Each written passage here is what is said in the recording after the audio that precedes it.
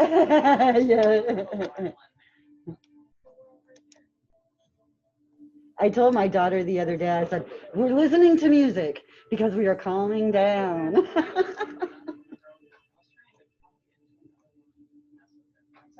I put that in there for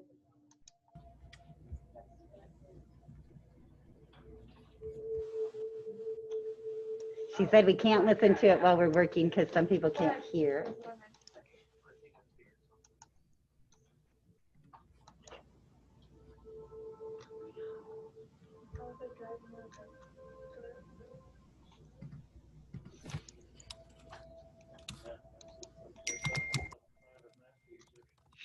no one's gonna know. I have a software class, yeah, and there's 4. 4? It didn't start out that way, but I mean, is that all that's left here and there? Fab 4. Just 4 left? This one's 4, but yeah. I know a couple years ago, Dr. Ford, the department chair, she taught data structures for the very first time, and she got down to 2, and they were both in my C# class, and they said she told them that they had to stay because if one of them dropped, she wouldn't get paid for the class. It was down too low. I never knew that, but she was like, and so then she got this guy from Bolivar to come down and teach that class. It was like not going well, obviously, the way it was going with her. So. Yeah. 4 is small. I get nervous. I like bigger. You know, I like about 10 or 15 people in the group in the room. To me, is a comfortable amount. You know, if it's more than that, it's like too many. You start having trouble. You know, but less than that, it's a little nerve-wracking. Let's see who we've got here online. We have a lot. Sometimes I look at the names online and I'm like, is that person in our class? Or are they just sneaking in? So if you go to ours and refresh it. We got our whole front row here. But we need to, there should be a flat function. Programmers do not need a butt function. It won't technically be a function, it'll print. Where's Brody? Oh, there he is.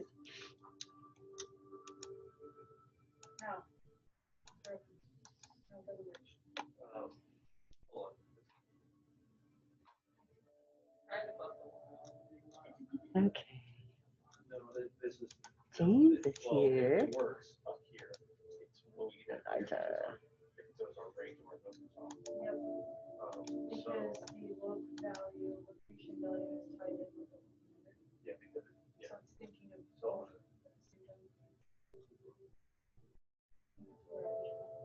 yeah, because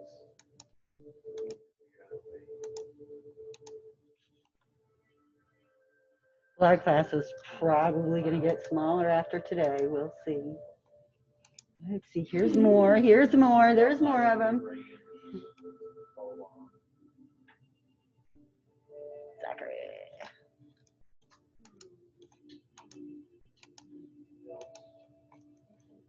Jessica.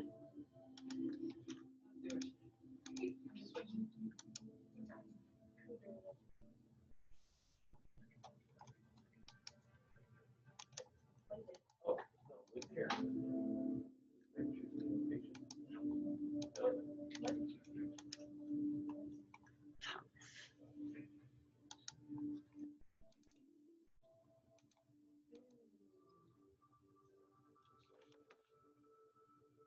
Okay, here's what I have. You guys make sure it looks right. That I'm not counting you absent when you're here. So I think that that's a couple of people that were also absent last time, so I'll have to drop them. So we're going to get a little smaller. Everybody's been doing such a great job.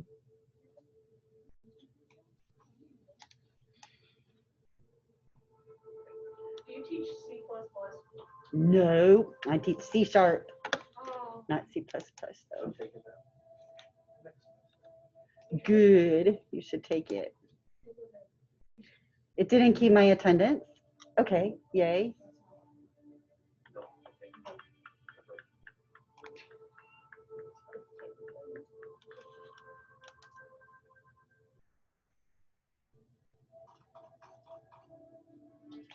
Tuesday, November 10th. Nothing, it kept to nothing.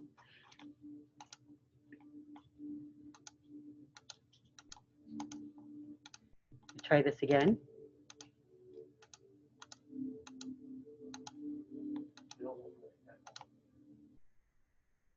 Wasn't Brody here?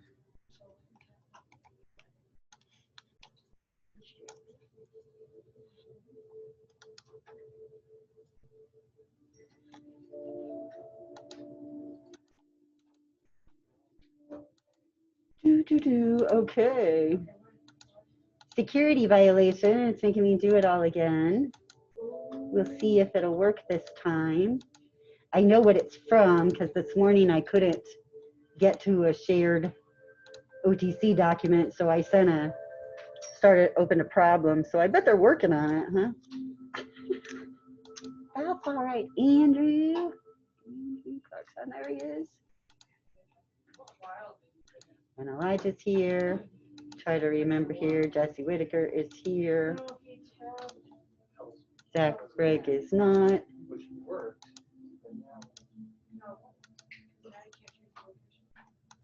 Well, it's letting you choose the location, it's just not giving you.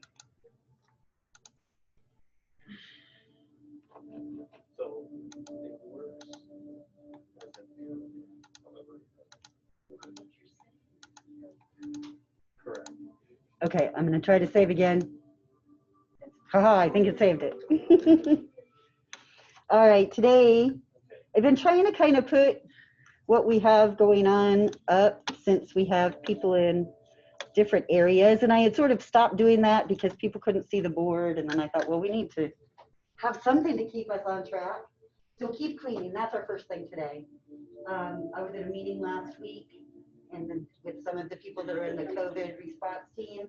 And they mentioned that things have been really good, but there was a little bit of an uptick last week.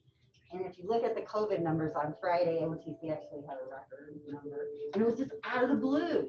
And then everything's dropped back down. So make sure you continue to clean. I would say it was probably from the Springfield Public Schools going back to the 4-day weeks. You know, we probably had that eventually filtered in through to us with all of the parents and things that we have. So keep cleaning, keep it up. You're doing a great job. And we have managed to really keep those case counts down and make it pretty safe for everybody coming in. At the beginning of the semester, I don't know about you guys, but I really was nervous about coming in to class. And I think that everybody working together has just done a great job. I don't feel nearly as stressed as I did. And I would hate to go to let me get Jason in here. I would hate to go to a place where there wasn't a mask requirement because I think I would be very nervous then. Oh, so what we want to do today is we're just going to check on our Chapter 9 collaboratory notebooks and make sure they're all up to date. Everything's in there. Any questions that anybody has? And we'll use the rest of our time as lab time. Now, with the Quest, I know some of you guys have had a harder time working with your groups. You can submit multiple times in Canvas when you're working with a group. So like if you have a situation where one person really wasn't able to work with the rest of the group can submit and then that one person can submit separately. The thing I ask if you do that is to please put comments in that submission and say, this is from so-and-so because I wasn't able to work with the rest of the group. Otherwise, I won't know where it came from. If with any sort of comments or anything, you guys can help me. Now, your grades are going to be one big grade for the group because it's like at work. It's like you're on a big project at work. And even if other people don't contribute, they still get the credit, you know, so they just owe you for in the future. So remember that when you get into C#1 and things like that, if you can get into groups with the same people and say, now, how did we start that out? I think you were owing us some work. And then you can make sure everybody gets to keep things even over the long haul. Because that's what happens at work. Okay, I'm going to turn off the music. I like it. My daughter says I can't play it while I'm talking because there are people who can't hear with the background noise. And it's probably messing with the Zoom session. So I'm going to find it eventually. on some YouTube session here. Make it stop. I do like it. It's definitely helping me stay calmer because, boy, sometimes things are getting stressful. So I'm going to try to get logged on to my correct account so that I can get to our Colab document.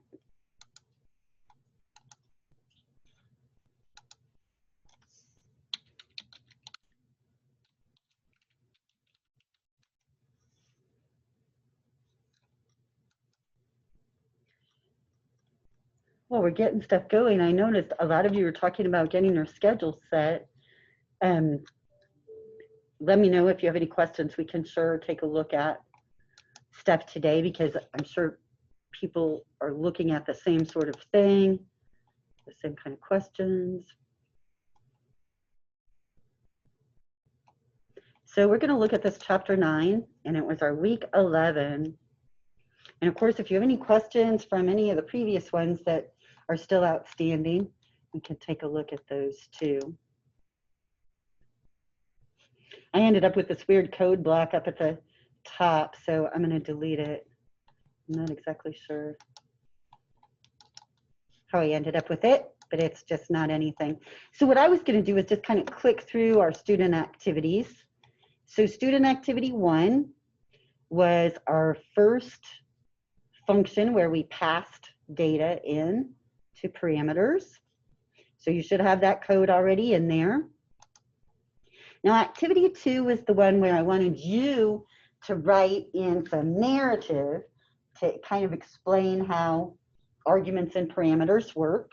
So that one will be up to you. And then student activity 3 was our course of a different color where we passed in the animal type and the color of the animal to our animal function. And we saw, you know, what order we had to put things in. But the main thing we saw in this one was that we could have strings or numbers or whatever embedded in is those arguments, or the data could be held in a variable, either way. So everybody should have that one. Activity 4 was our message string, where we surrounded the word with stars in our function and then output it. In 5, we saw how when we pass in data as a parameter, that data does not get updated in the calling function. It stays local. And then in activity, which one? Yeah, this one.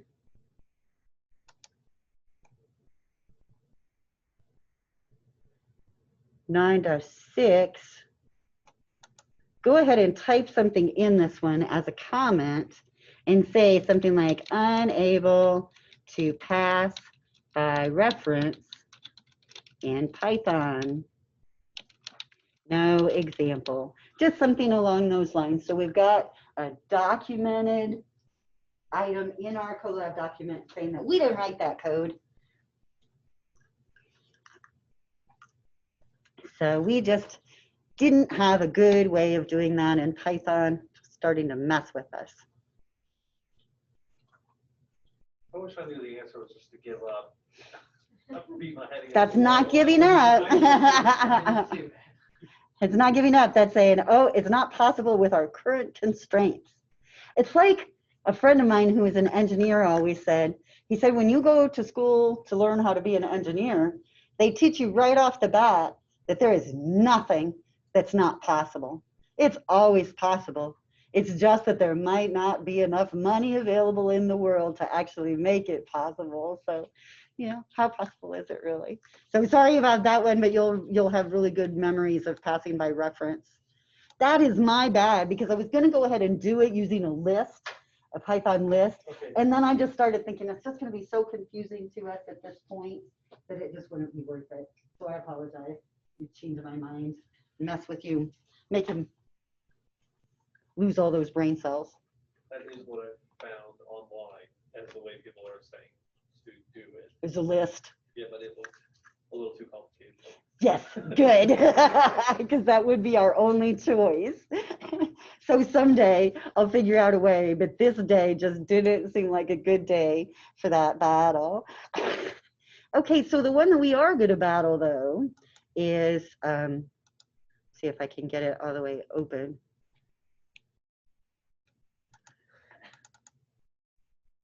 We want 9.7. Now 9.7, which is student activity 7, is some really massive pseudocode. And some people already have this one done. So if you've already written this one on your own and you don't need to work with us on it, you can continue working with your quest or working on the chapter short answers or writing something even more amazing on your own. Wow, they fixed that smartboard for us and got all that working, and somebody's messed it all up again, haven't they? Too bad. Those guys are so proud of themselves getting it all fixed.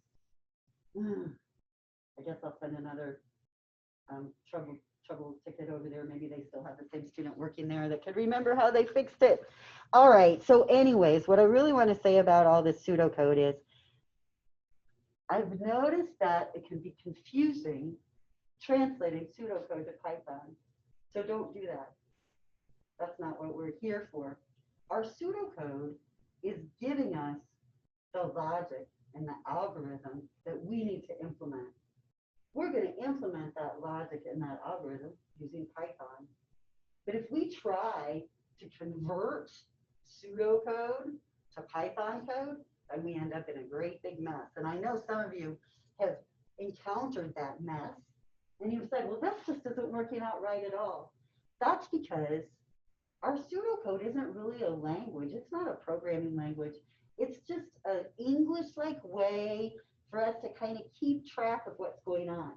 Now, our textbook has added some constructs to it to make it seem like it's a programming language, which is kind of gives us another level of complication. But what we want to do is just look at the pseudocode as requirements and then write our Python code separately. Okay, so our Python code should not come directly from our pseudocode. Now, having said that, looking at this pseudocode, this is our sale price program, the same program that we've been working on and enhancing throughout the semester. And in this iteration of it, this example, we're going to implement functions finally in our sale price program.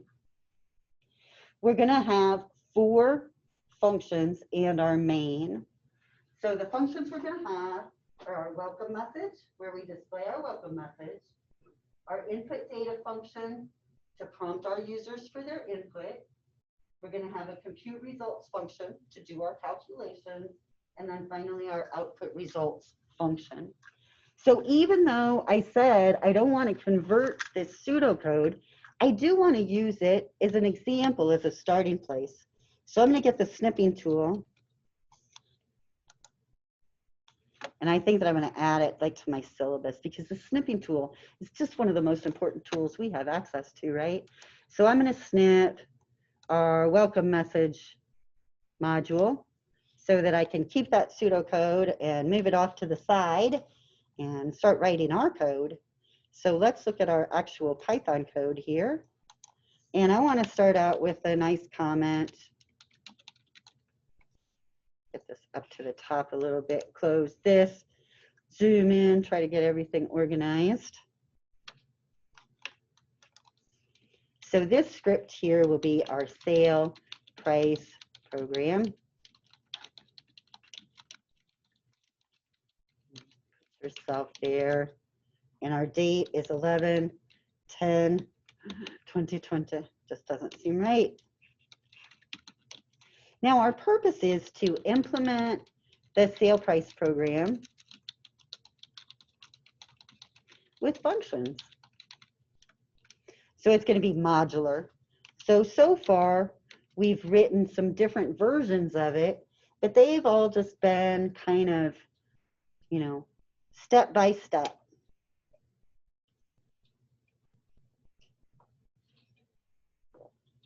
We really did functions the very first time we did this the whole way through with Python, but we use global variables. Remember, our global variables make each of our functions dependent upon each other, and we don't like that. So really here we're using the same functions. We're just going to get rid of those global variables so that our functions are independent of each other from data. So for our welcome message,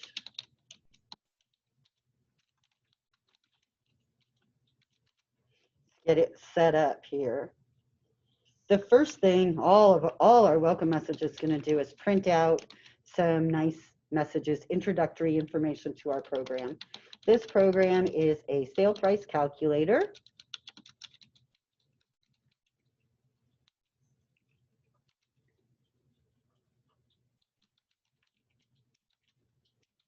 When you enter the original price of an item and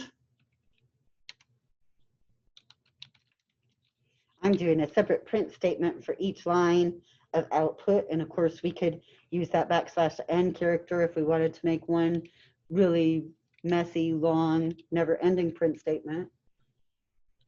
Next line will display the original price, comma, the discount rate, comma, and then finally our last line,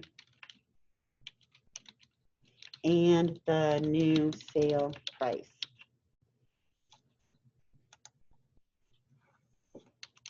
So now that should be the end of our function. Do we want to comment at the end? So when we stop indenting, the function is over.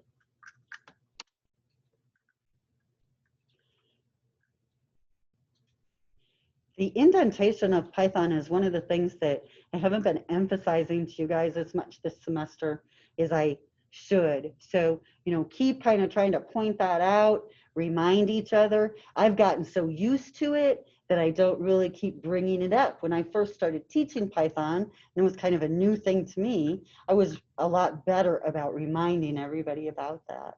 So when we stop indenting, we're done. So let's do our main function then. In our main function, so far, we can test our welcome message.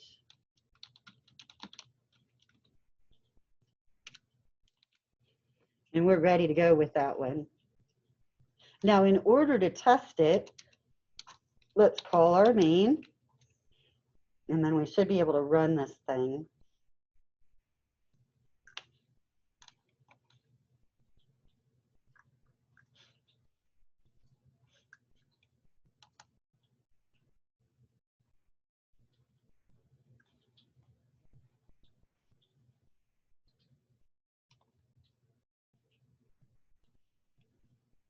It's really mad at me. What did I do?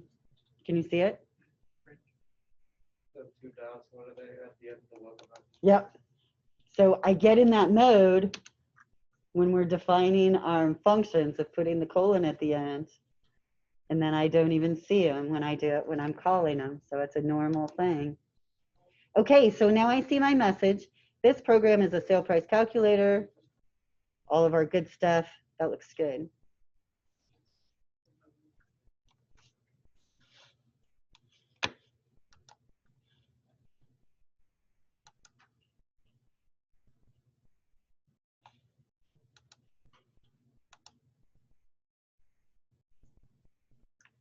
Okay, so yeah, Chantal, you could just put like a print welcome or something if you want to, because our main purpose here is our function. All right, so that gives us our welcome message.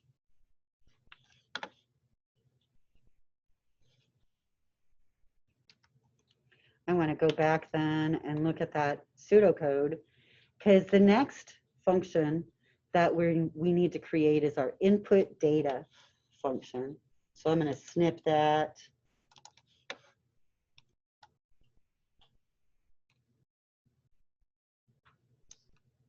Now, in our input data function, as I analyze it to think about how can I write this function in Python, I see that both of these parameters have that keyword as ref. So this program, this pseudocode, is assuming I can pass those variables by reference, and I can't because this is Python. So that means to me, I'm going to have to return those variables at the end of this function so that I can get those values back to the calling function. So we can do that. We'll put in a return statement to make those variables go back to our caller. So this will be a good example for us. So when we declare our new function, it has to go somewhere before our main, because our main is going to call this new function, and it has to be defined before it can be called. So let's put in the define statement. This is going to be our input data function. Because we're going to have to return the values, we don't need any input for this function. We're going to output from our function, but we don't need input. So let's put some comments here thinking about it. This function will prompt the user for input data. The data will be returned to the calling function.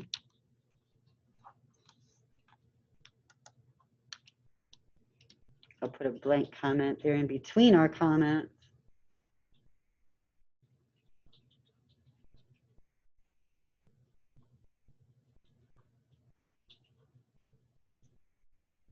Now, there's lots of ways we can do this, and as we look at this program, you might think that there could be different ways of doing it, and that's perfectly valid. Now, in our input data function, the first thing we want to do is get the price. The price is going to be a numeric value, and throughout this program, we've set everything up as an integer. Now, even though we know that we could maybe get away with something not being an integer, we've always used integers, so we'll just continue on. So we're going to convert our input to an integer, and our prompt is going to say, enter the price of an item.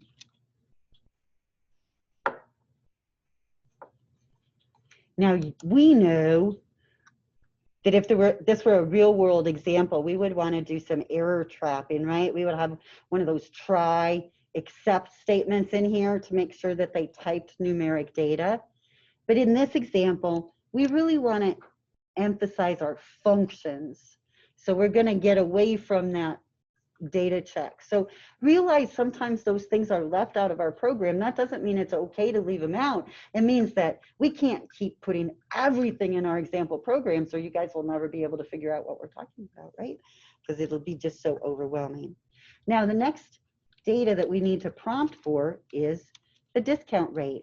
How much is this item on sale? Now, again, we've always made our discount rate an integer. And our input statement prompt is going to say, enter the percentage it is discounted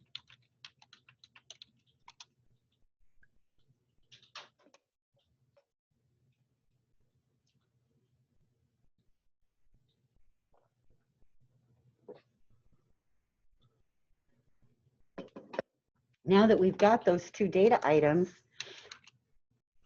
we can return them. So we're going to say return price, comma, rate. Whoops. So I want to space a little bit and then tab, and I'm going to use an inline comment to say return to variable items.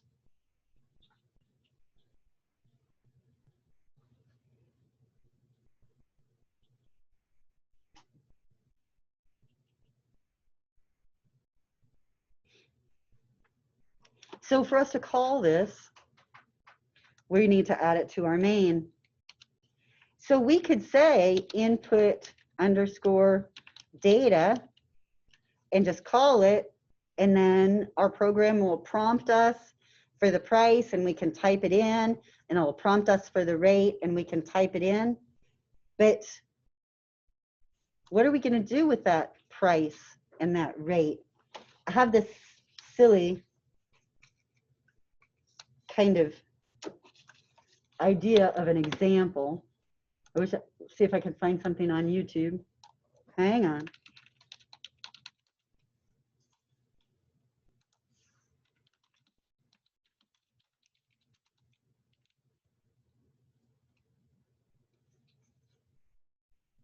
Yeah, I don't think I can look at any video without checking beforehand with that kind of search topic. So we won't do that. But what I was thinking about is a function. If I have a function, I'll have Cody here be my function. And I'm going to say that I have this data, this number that I prompt a user for. And I'm going to put a number on my piece of paper here. And then Cody's going to pretend that he's the function. So he's like a black box. He's going to do something with my data, and then he's going to return something back to me.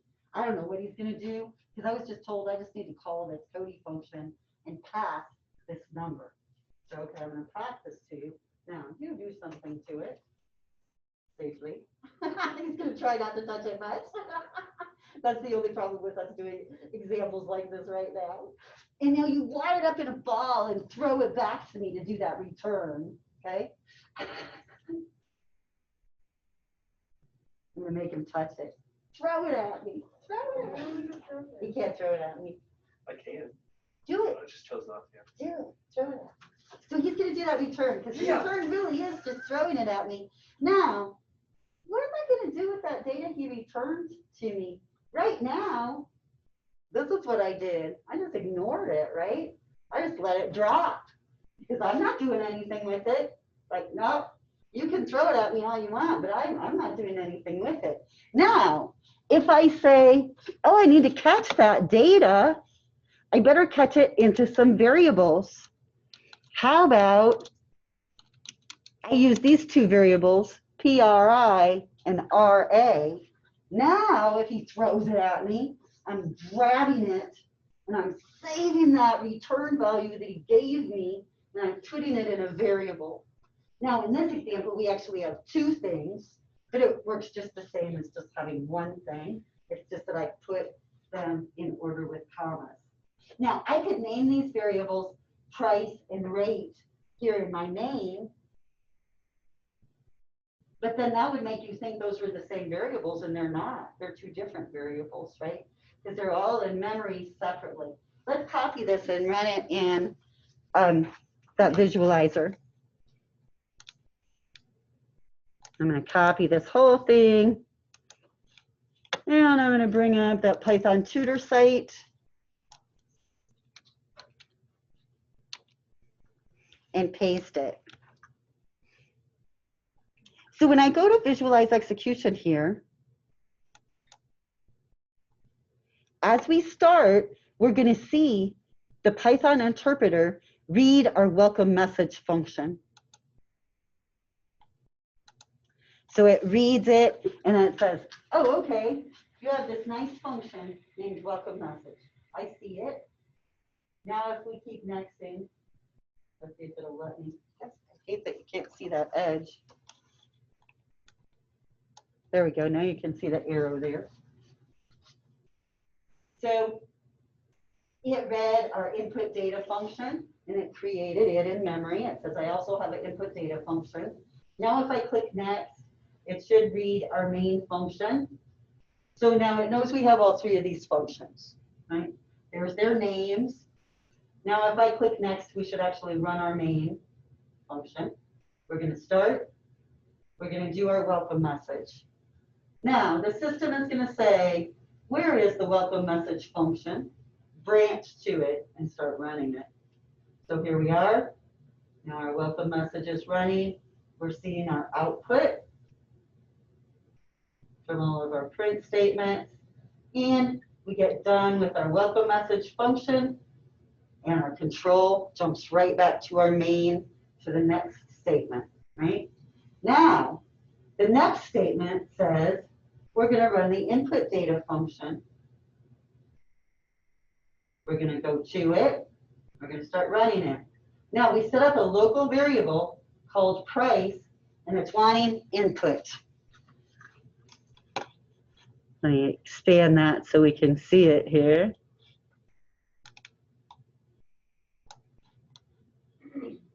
I'll put in 450 and submit. Now it's wanting input for our rate, so I'll put in 10% and submit. Now, I have two variables, price and rate. Those are local variables. They are only in our input data function. Yeah, they're just in that function. And we're going to return them now to our caller. So as soon as we do that, when we click next to return, notice how these values are getting moved. There they are. And now in our main, we have two variables, pry and RA, that contain the same value now. That's what the system does when we return. It says, oh, I need to move this data value into that variable. Would the values then be saved in the input data module? It's gone Or now. It's gone, okay, It's gone now. It's not in memory anymore. Its execution has been eliminated. okay. So it just completely doesn't exist anymore. But that's a good question. And so it's like temporary storage Mhm. just to get it out. Just for that one module. Mhm. Okay, cool. Mhm. What are you thinking? So, if we didn't do the return, then it would have stored the numbers in pricing range. And Nope, instead they of- just would have went away. Bit bucket. You didn't want them, they're gone. You didn't want them. Let's try it that way, because that's a good question. What's it gonna do? Let's keep going here. So if I take that out, let me edit it. And I'm just gonna delete them. Just let that message drop. We'll go through, same thing. Get all of our information set up. Run our welcome message function. Now, in our input data, we're gonna prompt for the price.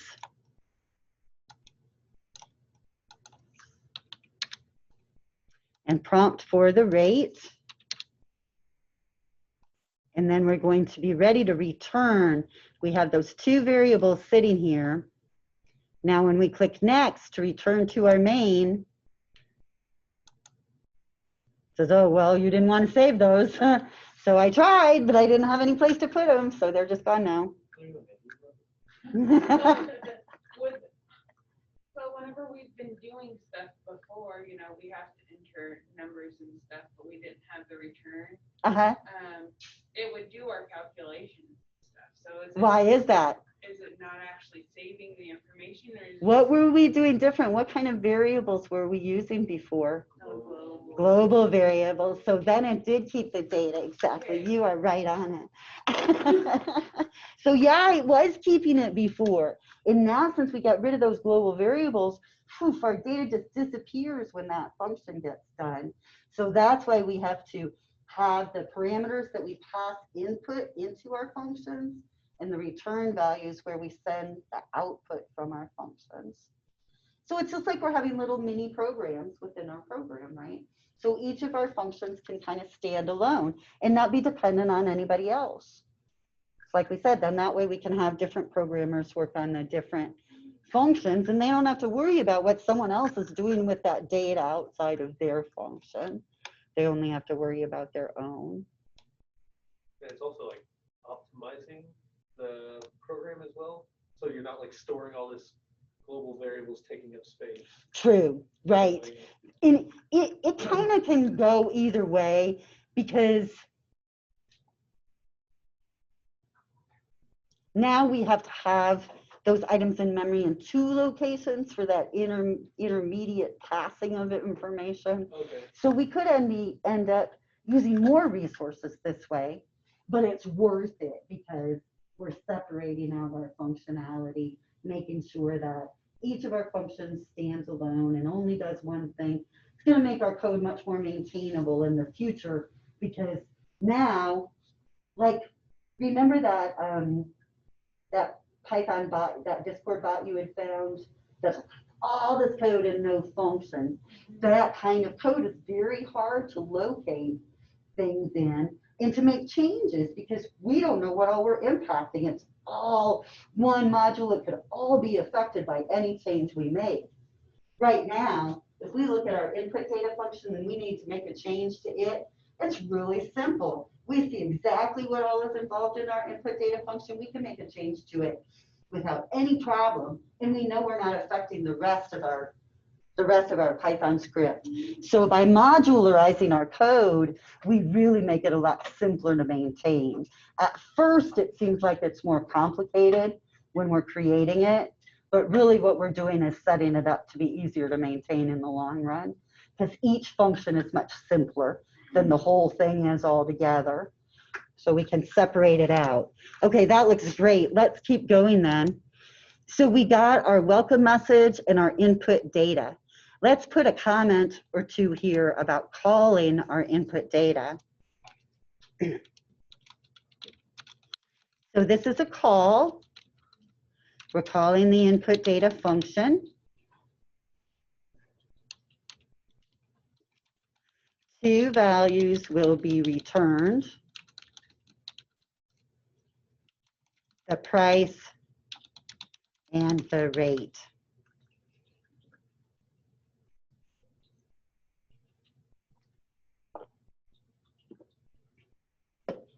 So yesterday we had somebody whose program wasn't working, and there was someone who had been absent the last time when we talked about functions in the back, and he just kept yelling, "The variable names are wrong. Yeah, your variable name's wrong." And he's really proud of himself because he's like doing this debugging, and I just wanted to walk back there and say, "Shut up, that's not what the problem is," you know? So you guys will encounter that in the real world.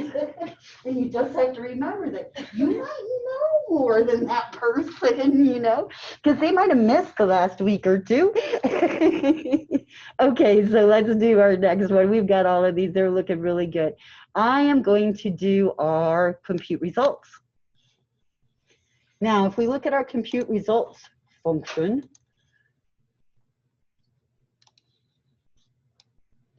again, we have an asRef variable. Just one, though. So for this one, the sale price, I'm going to need to return that from this function instead of setting it up as a reference variable. So let's see if we can do that. Now, this function is going to need some input, though.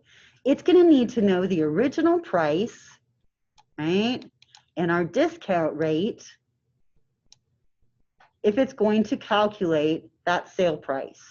So it is going to need some input.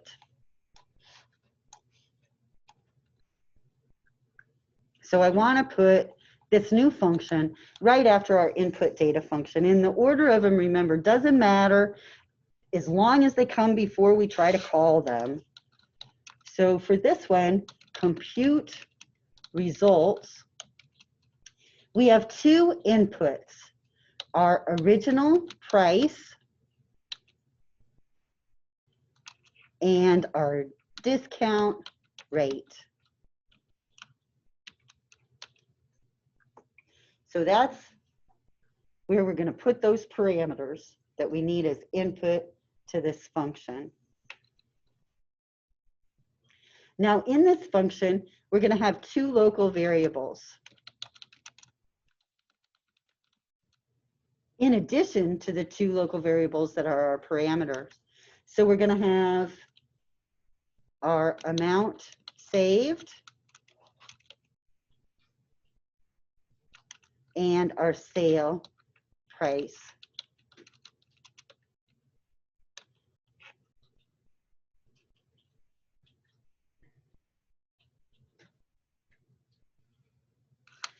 to calculate our amount saved,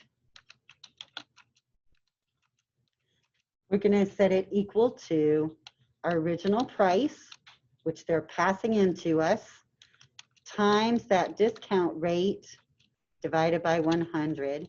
And I'm going to put that part of the calculation within parentheses so that it's done first, even though the calculation comes out the same either way. It does just make me feel better. So I have these two local variables. I have amount saved set up as a local variable, but where in the world does O price come from?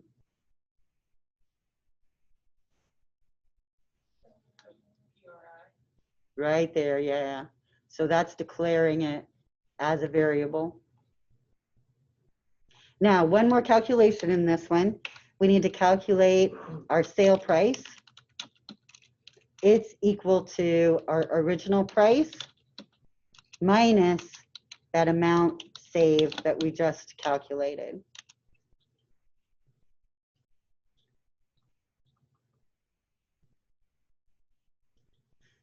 The only variable data that we need to return to our caller is the sale price. They don't care about anything else in this function, only the sale price that we came up with.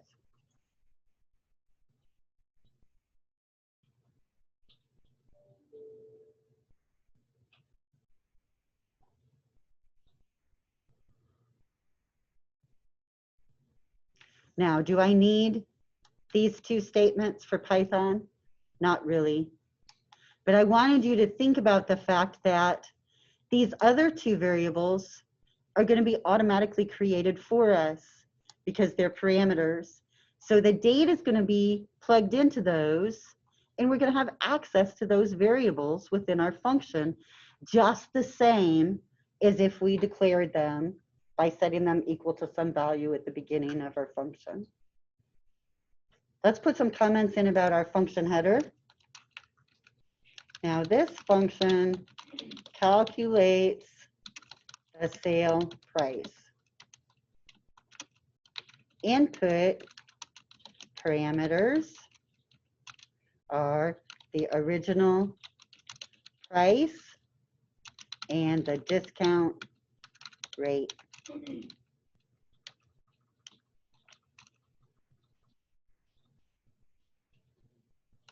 Output returned is the sale price.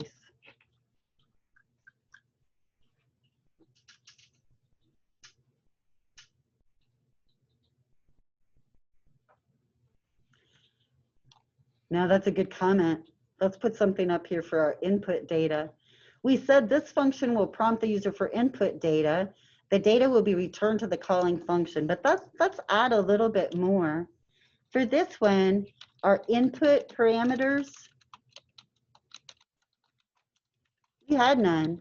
That's why there's nothing between our parentheses. But for our output returned, we returned the price and the discount rate.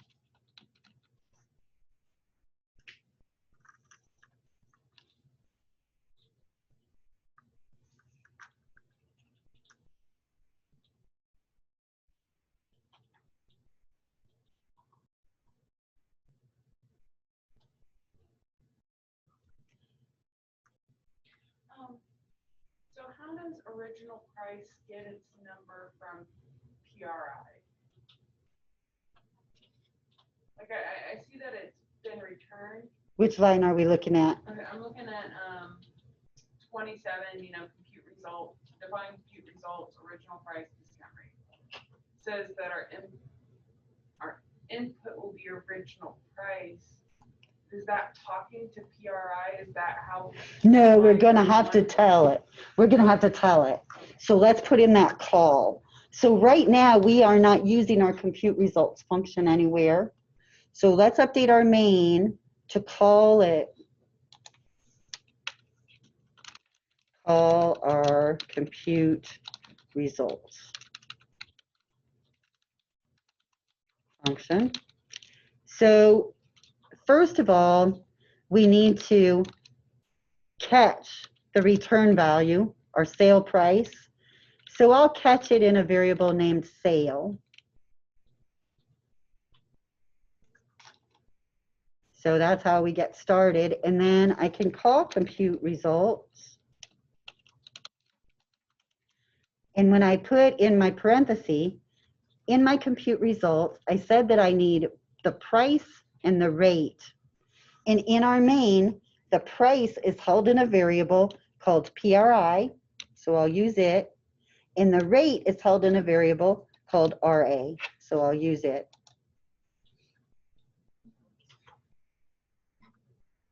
So it's like you have this big conveyor, you have all these variables going down, Yes. and you're like, hey, this machine, I want you to grab this one, and pull it in. And Exactly.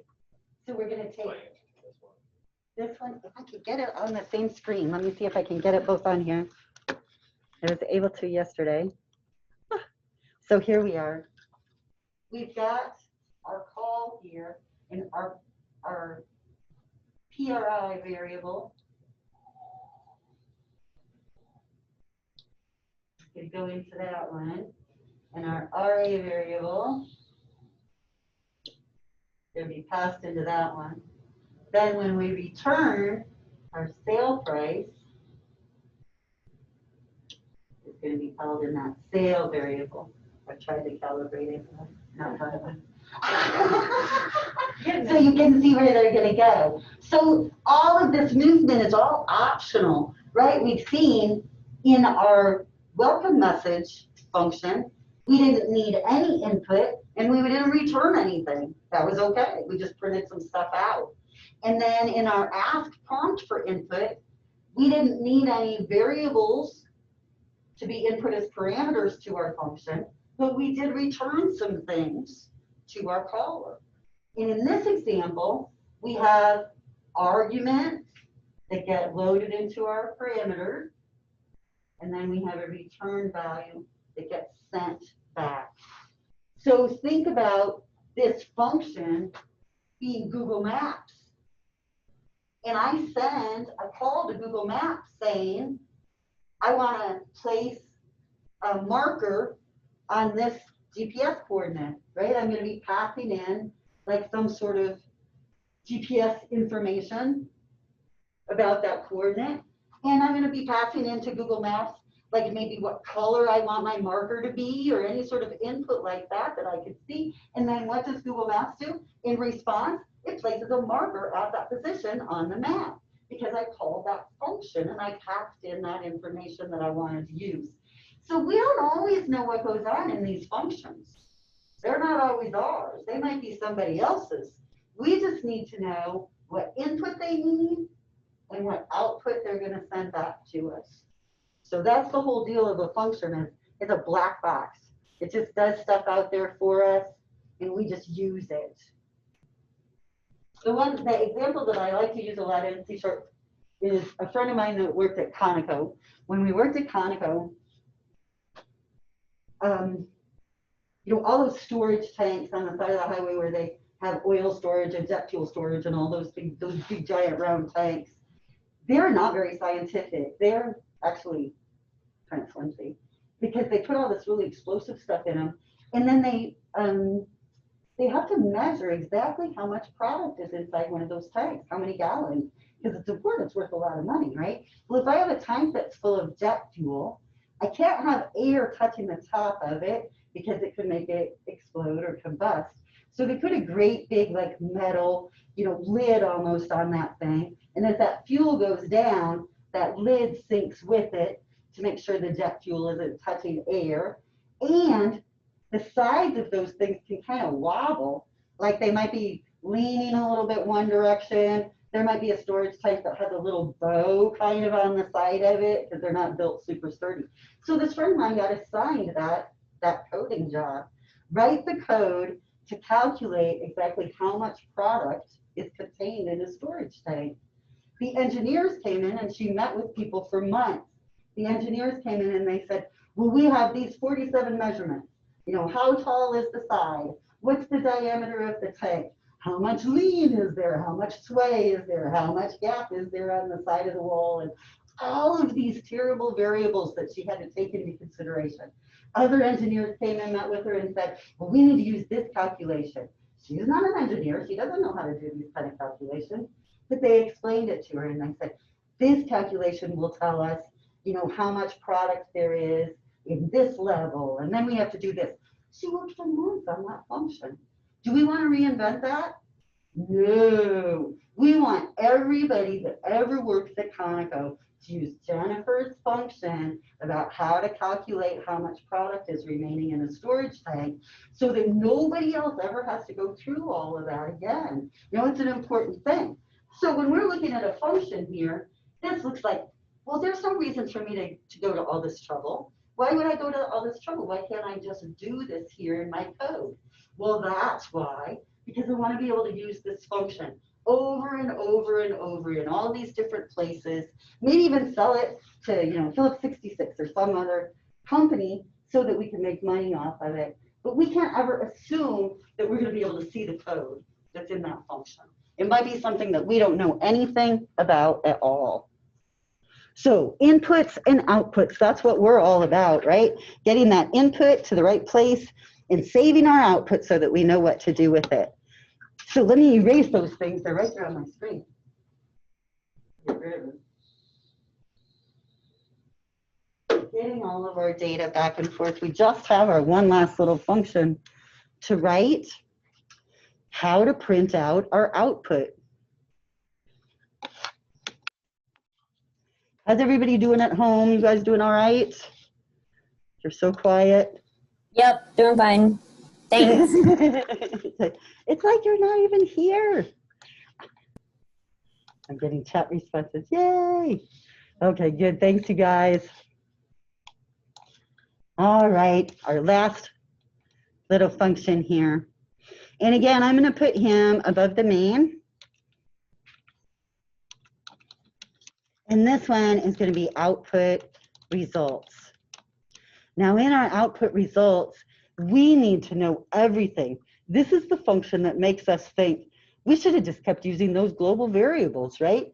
Because it needs to know the old price, it needs to know the discount rate, and it needs to know the new price, that sale price. So it's just basically got to know everything. Whenever we declare a function with our def statement, that's our function header. And our function header contains important things about our function, like its name and the order of and number of parameters that our function expects. Now this one is actually not too bad because we can print out the original price of the item is, and let's see, we tried to do some output formatting. We did % to F. We went 2 decimal places out of our float. And that % sign, we fought with it a little bit last week. Remember, it's just a placeholder in our output. And we're saying, wherever this % sign is, replace it with something. Now, what do we want to replace it with? Well, we'll tell Python that after the string is ended by saying, here's a % sign, and I want you to use old price for that replacement.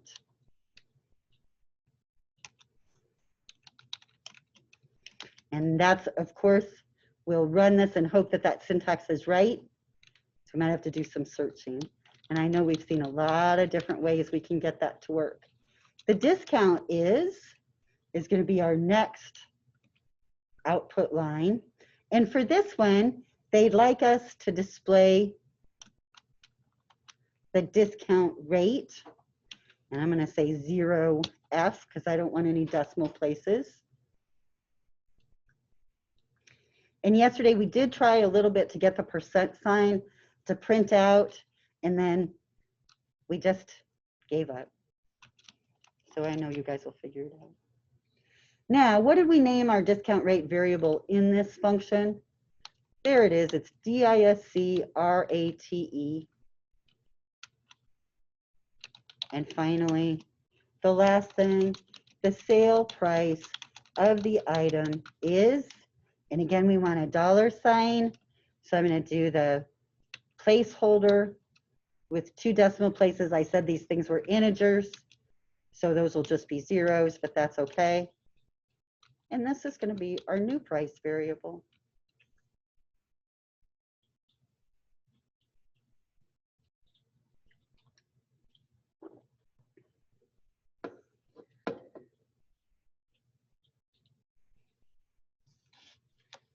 While we're testing that, everybody at home, the people here pointed out to me a weird assignment that's showing up like in your grade book, but not in other places. And it says week 9 assign Python sum of squares program. And we have a few people that were industrious enough to get it done. Those people will get bonus points, but the rest of you, please don't worry about it because it's really not meant to be an assignment, and that's why it doesn't quite let you do it properly. So good job, those of you that thought it and got it to work. All right, are we ready to try this one? We got to call it first. Ooh, how do we call it? We do it right here. Do we need a variable to hold any return value from this function?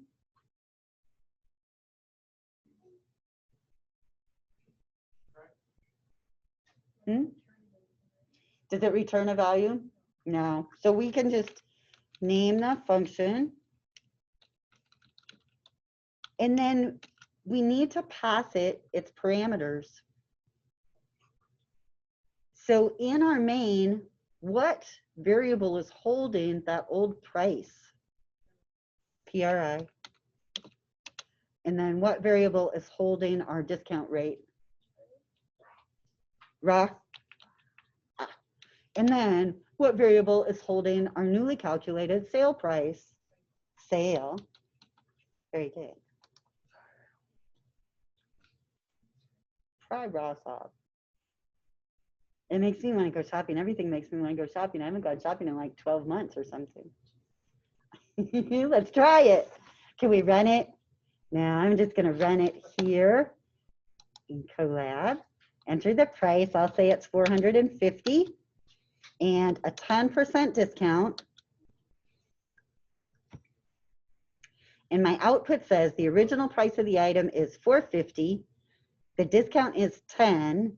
So the sale price of the item is $405. Woo! Does everybody's work?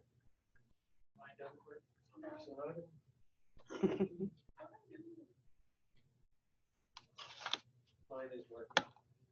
Yours is working? Here, I'll stop sharing. If yours isn't working, grab it. Show us what's going on.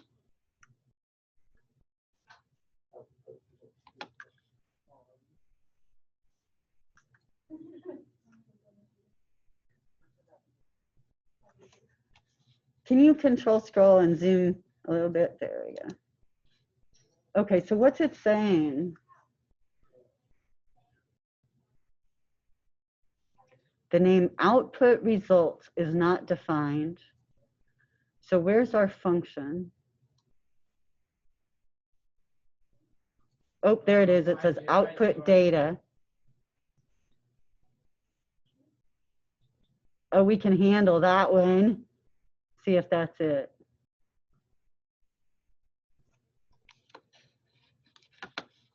Yep. Woohoo! Good job. Okay. Who else?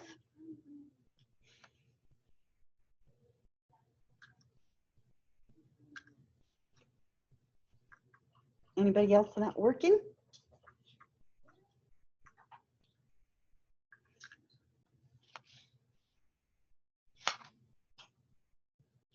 Everybody at home working okay?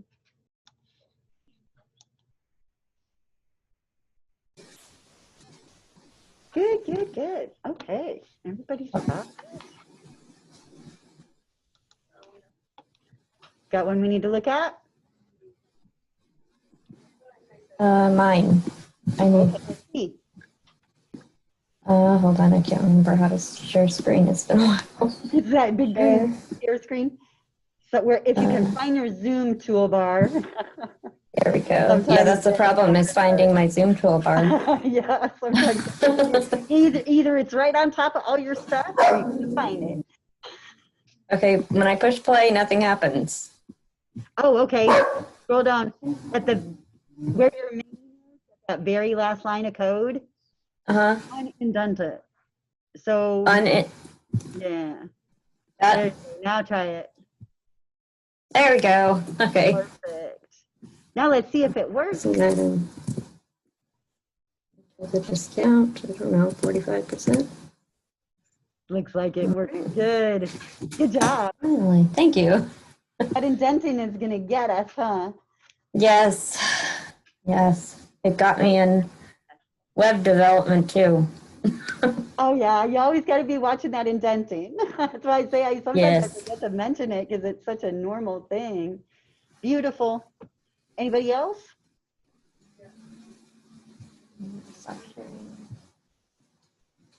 Good. I think we're good. One thing. Oh, here we go. So what have you got here? Why is that one mad? When I play it, it's asking me to do the input data twice. Oh, okay. So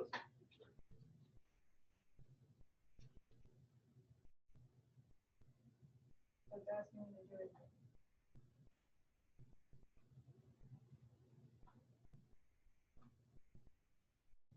Does anybody see anything?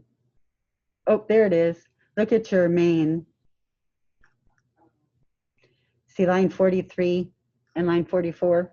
Yes. On line 43, we call input data. On line 44, we call input data. So we want to probably keep line 44 since that one we're saving the return values. Yeah, get rid of that one. Now, see?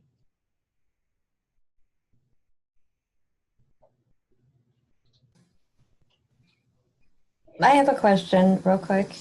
Okay. Why is on mine, it's not showing the line numbers to the left? Is there a way to make it like a setting to make it do that? Yeah, there is, I think, a setting. Bring yours back up. Okay. Oh, she's got it. Okay, under, okay, where did you find Go, settings? cancel and go back in there, wouldn't you? Yay. So you went to settings and then editor and then show line numbers. Thank you. I would have so forgotten. Thank you. I'd have been searching forever. It's around here somewhere.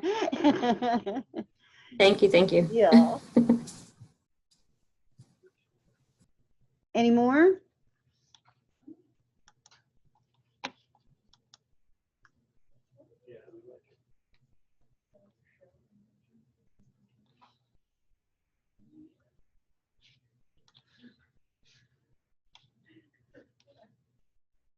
Are we good? We're good.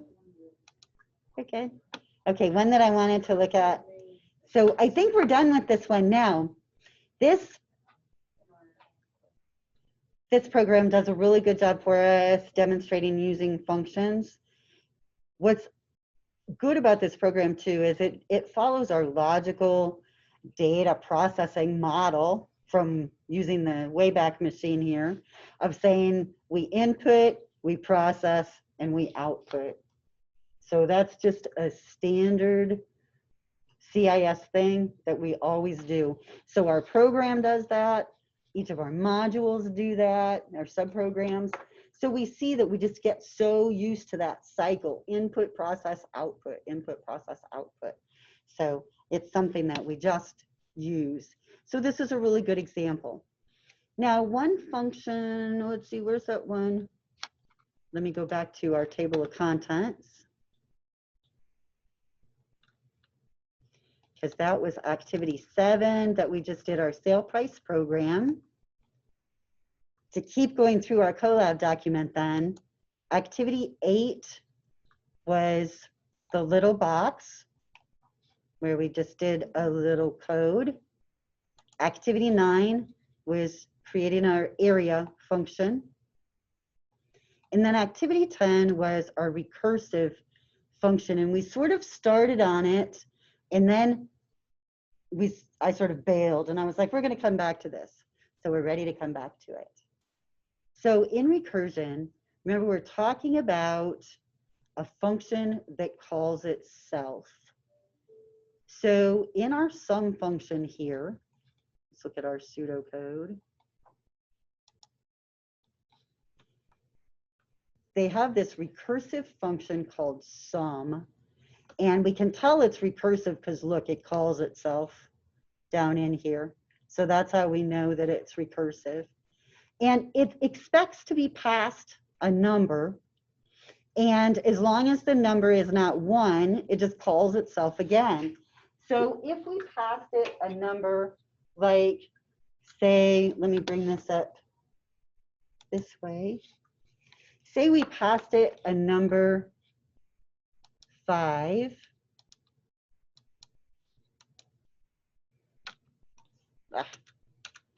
We would call sum for 5, and then we would call sum for 4, then for 3, then for 2, and finally for 1. So in the end, we should expect the number 15 is our answer. And OneNote just did that automatically for me, which kind of freaked me out. So I'm going to add it up manually and make sure it's correct. 5 plus 4 is 9, plus 3 is 12, plus 2 is 14, plus 1 is 15. So that's good. I'm going to take out the 5, because as we run our program, I would like to just use 4, so it's a smaller number. See if it's, oh, and it did, it summed it for me automatically. Now I love OneNote forever. I didn't know that it would do that. Okay, I'm going to make this a bigger font so you can see it. So this is a common math equation that we do that's a sum. And in this common equation, we can use a recursive function to keep calling ourselves over and over to add up these numbers. So that's what this pseudocode is doing for us. Let's do it in Python. First of all, our sum function is going to be passed a number that we're going to call n. If n equals 1, we're going to just do a return and return n, because we're to the end. We got to 1. That was our last number. But if our number is not 1, we're going to do something a little bit different. We're going to call sum again.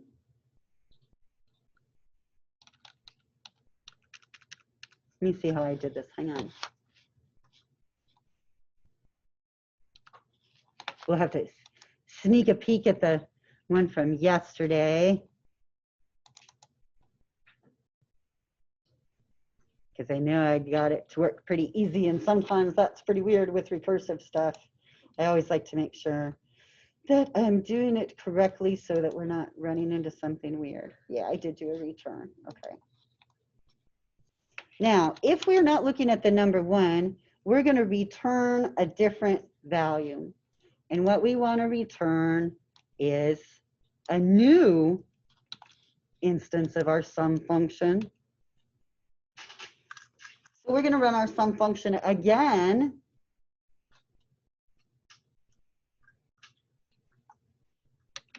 To add up all those numbers. Now, to call it, we'll just call sum 4, and I can put that in a print statement. Print what the sum of the number 4 is using my recursive sum function. Now we can run this. Let's make sure it comes out right, because we saw from our OneNote document that it should be 10. Oops, I left my colon off of my else statement. Okay, so we're getting the right answer. Good, that's great. It's still not very meaningful, is it? Let's go run it in that Python tutor site. I'm going to copy this code.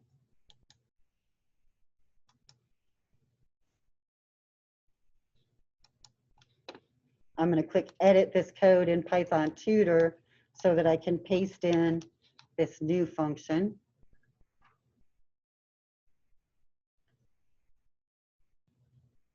And now I'm going to visualize execution. First, the Python interpreter is going to read my sum function. It's got it set up in memory. It knows how to run it. It knows that it expects a parameter of n. Now I'm going to call it. So first off, we're calling the sum function with a value of 4 for n. Now, as I next through our sum function, we're going to see, is n equal 1? No, it's not. So run sum again, this time using n minus 1. So that's going to be 3. So now we have sum in memory 2 times. This newest time, it has a parameter value of 3. I'm going to run it again. It says, is n equal 1? No, it's not. So run it again now with n equal to 2. Is n equal 1 yet? No. So run it again with n equal 1 finally. So with a recursive function, what we're wanting to see here is, I don't care if you understand the algebraic formula that's going on. What we want to see is that sum, our function, is now in memory 4 different times.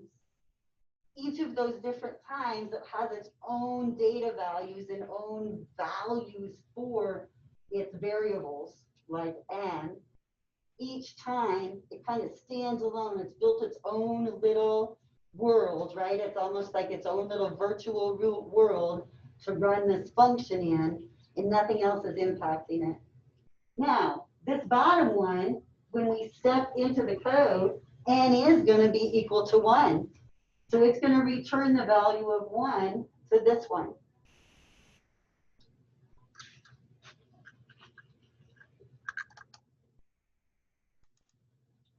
There it goes. Got its return value, and whew, it returned it to the execution where n is 2. It returned n plus 1.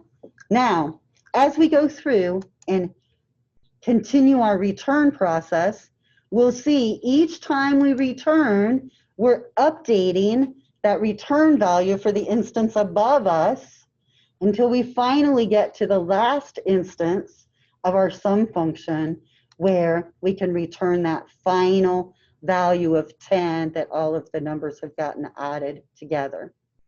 So again, understanding the algebraic function is fine, but it isn't necessary. What is necessary is that you understand with recursion, it's a function calling itself, and that function could exist in memory many times.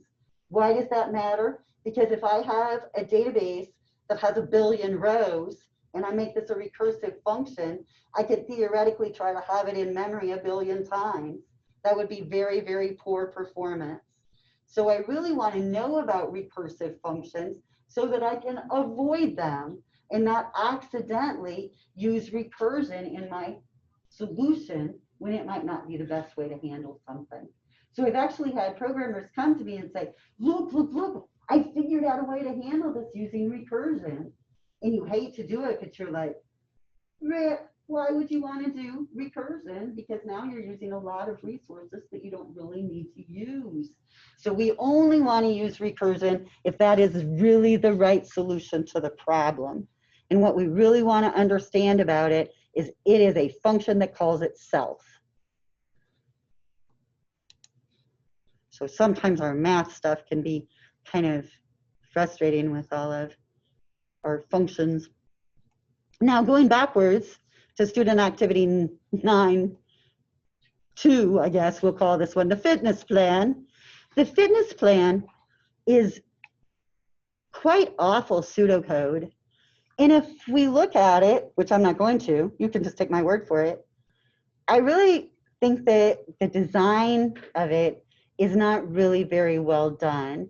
And it doesn't really lend itself to you converting it to using it for Python.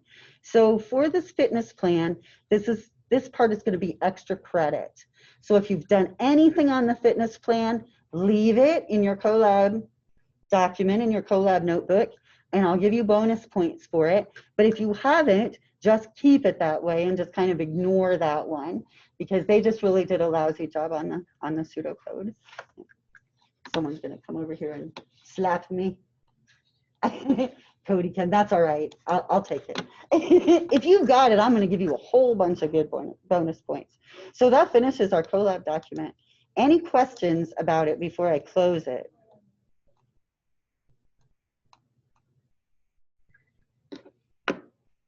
If you've been working on the fitness document and you want help getting it working, let me know and I'll be happy to help you with it, because I don't want to leave you hanging on it if it's something you've been working on. That's really, really good. That doesn't give us a whole lot of lab time, but a lot more than normal. One thing that I'd like to do really quick though, let's add, down at the very bottom, let's add a new code block. And some people have been talking about the ASCII art. Let's just try a couple for examples. So some of the ASCII art you can't do with for loops, but some you can. What if I do for I in range, I'll do 0, 10, so it gives me 10. And I just print out a star times I. So forever, whatever loop I'm in, I print out that many stars. Let's try running that.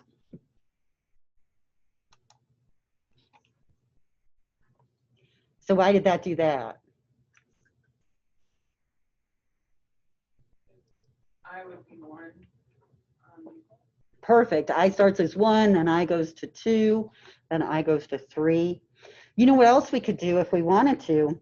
We could actually print, if I try to make it I times I, then it'll print out a number. It'll do multiplication instead of printing it the way we want. So that wouldn't work very well. But let's try another thing that we could do. Let's do a save string. So I'm going to start out, before I go into my for loop, with my save string set to being empty.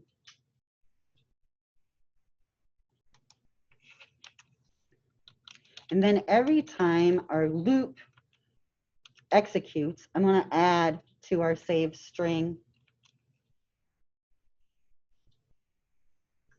And let's just say I want to add in a star.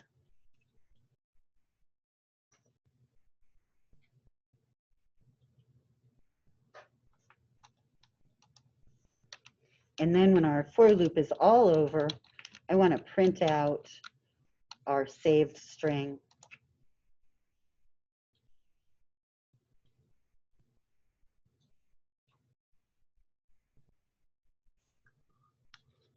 Now, if I do that, I know that my print star times I code that was already in there is going to print out this triangle for me. So that'll work out. But then after the triangle, I'm going to have whatever's in my save string. I think I should just end up with 10 stars, right? Because as we go through this loop, we're going to loop 10 times, and I'm just adding a star to it every single time. So I should just end up with 10 stars in that save string. So sure enough, there it is down at the bottom, 1, 2, 3, 4, 5, 6, 7, 8, 9, 10 of our stars from our save string. So what I'd like to do is, instead of using this print statement, using times I to get the output, I'd like to generate this triangle using nested for loops. So I'm going to get rid of this print statement, and instead I'm going to put another loop.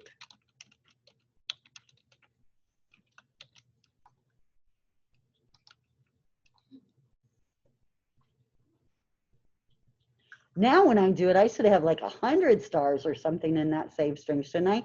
Because I'm going to run my inner loop 10 times for every time I run my outer loop, and I'm going to run my outer loop 10 times. So I should end up with like 100 stars in my save string. Let's run it. Oh yeah, there's a bunch. So how could I make it go to a new line after every time I run my J loop? I could put save string plus equal that backslash n, right? But now if I do that within my inner for loop, I'm going to end up with a star on every line. If I do it, however, as part of my outer loop, that'll just go to a new line every time my inner loop gets done. So then I get this whole box kind of thing.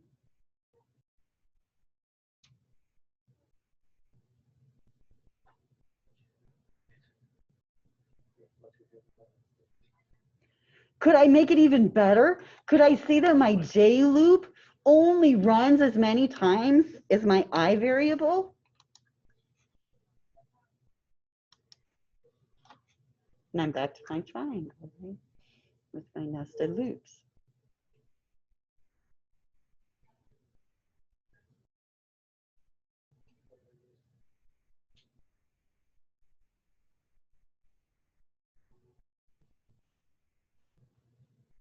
It's super awesome that you're going over this because I found this for the diamond so I could create it. And I got the formula and everything and I got it all right. But I was just like, I don't understand what these What it's variables doing. are. Well, and But I think it's so good to mess with, but you can still get that kind of glazed over look if you start thinking about it too much. So think about using something like this with your Python tutor site so that you can actually see what's happening each time. Because if you guys can get a really good handle on your for loops, it'll help you so much on down the road. You're going to get a lot of chance to practice them. And it's just like functions. You're going to have so many more classes where you practice these things that you're just getting the introduction to them. So it's really okay to find code and put it in and not understand how it works, but it's so much better if you can know how it works. Yeah, it's so much better. Well, I understand like the formula that it had. Uh-huh. That's pretty self-explanatory, but then it had the variables, you know. Right. The variable in range 0i, and I was just like, wait, why is that in there? Why would we do that? But I see now why it does. So what about if I wanted to have like I wanted this thing to be backwards. I wanted the bottom to be the same as it is, but I wanted it to go this other direction where there were spaces at the beginning before the star. That one's hard to figure out because we have to kind of go against what's there. But basically, in that case, I would have to print out spaces for like 9 characters and then 1 star if I wanted that star to be on the far side. So it would have to change my for loop to maybe like start at 10 and go to 0 and go down by 1 or something like that. But I can figure out a way to put that in to make those spaces come out first. So if you're wanting to do those gems where you need spaces beforehand, that's what you would do, is try to figure out a way to get all those spaces out.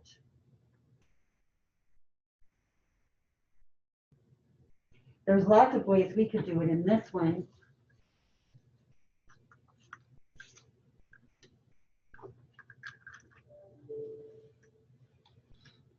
Let's try another star here. What if we said for I in range 10 to 0, -1.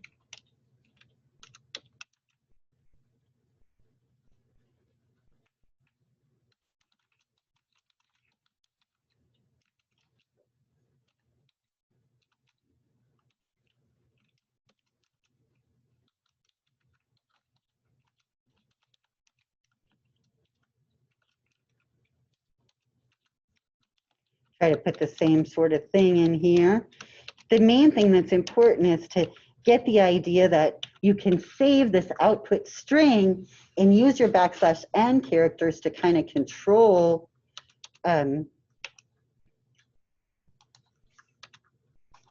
how things are formatted and make your output be exactly what you want it to be. I'm going to copy that, the print thing, and I'll print it after our first loop, and then I'll initialize it so that I don't have that junk still left over in there for our second one.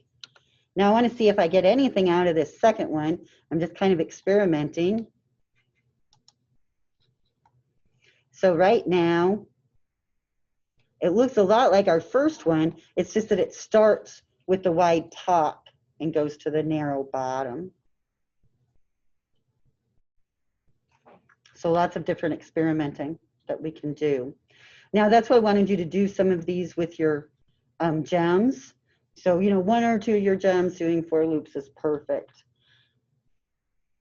Do experiment with it. I'm going to stop there though, so that we do have a little bit of lab time for you guys to work together. And again, let me know if you're having a problem getting things done. I am definitely not super attached to our dates.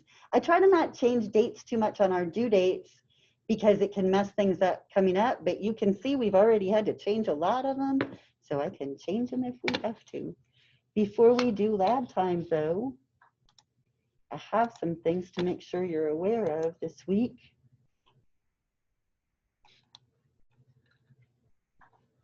Since I won't get to see you again this week, like every week, Unit 3 exam is here for us. Now, your Unit 3 exam is a lot like your others. You have the practice exam. Use the practice exam. The Unit 3 exam questions are totally off the same question bank as the practice exam. Your Unit 3 hands-on, it should be a little challenging for you, but not overly impossible. So I tried to come up with something that was in between too easy and in between too hard, kind of right there in the middle where it should be challenging for you, but it shouldn't be impossible. As you go through this, you can use Python code that's in your personal Python code library. So all of your Colab documents, any other sort of resources you have, that's your personal code. Other than that, you should stay away from any other sort of sources. I always say that with a grain of salt because I know there might be something that you have to search for really quick, but I don't think that you're going to find this one out there. So you're going to create a high-low game. You have 2 players. You're going to prompt them for their names. Once you've got their names, you're going to throw out 2 random numbers and say who the winner is, and then ask them if they want to play again. So it's not going to be like a super involved game. They just give you their names, and you're going to have to keep track of which score goes to which player. So it shouldn't be too complicated. For this unit exam, you are not required to use functions. That's a new concept, so I won't count off if you're not using those. So you can make it work any way you like. So the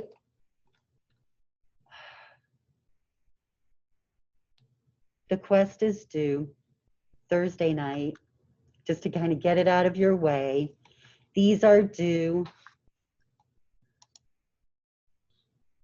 next Monday night.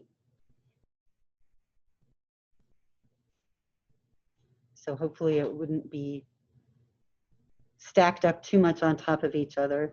It is a little bit kind of like real world where you have one project that you're working on and I kind of am pulling you and giving you something else. So I know that that does get a little bit hairy, but I want you to get done with that Quest project, put it to bed, because I know that's one that we could work on forever to try to get it exactly the way we want it. So that way we get it out of our way. And now I really am going to stop talking unless anybody has any questions.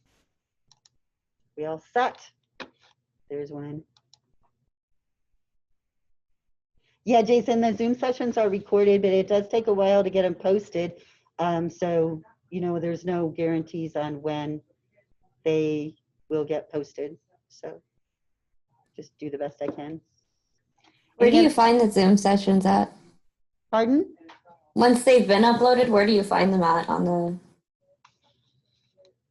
anything? Like, are they on YouTube or are they on our Canvas? Yeah, they're on YouTube, and the link is in a bunch of different places, one of which is it's pinned to our Discord channel.